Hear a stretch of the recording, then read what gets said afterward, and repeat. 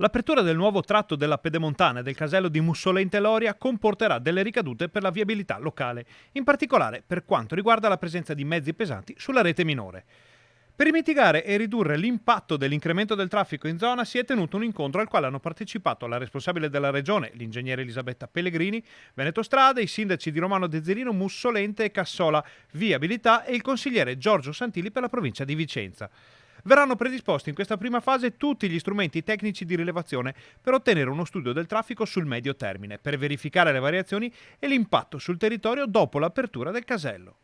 Poi, dati alla mano, si andrà alla ricerca di eventuali alternative. Dopo questo studio sul traffico si cercherà di capire quali sono le alternative possibili nel caso di flussi pesanti, andando in qualche modo a riverificare gli interventi di viabilità nazionale, regionale e provinciale che sono in atto nel territorio per studiare delle possibili alternative. In questo senso la provincia, la regione, la pedemontana e i comuni cercheranno di trovare le soluzioni